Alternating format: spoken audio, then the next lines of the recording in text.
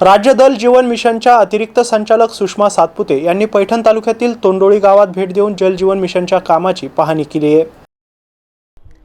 जिल्हा परिषदेच्या वतीने जिल्ह्यात जल जीवन मिशनचे काम प्रगतीपथावर सुरू आहे। या कामाची पाहणी करण्यासाठी राज्य जल जीवन मिशनच्या अतिरिक्त अभियान संचालक सुषमा सातपुते यांनी 28 मार्च 2025 रोजी भेट देऊन पैठण तालुक्यातील तोंडोळी गावाची पाहणी केली।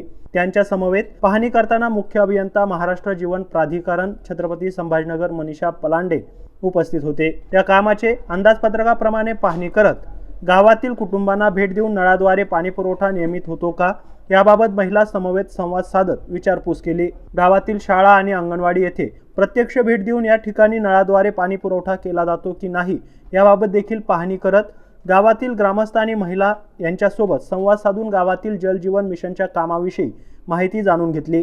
यावेळी ग्रामस्थांनी संवादातून दिलेली माहिती तसेच प्रत्यक्षात गावात झालेल्या कामाची पाहणी करून त्यांनी समाधान व्यक्त केले।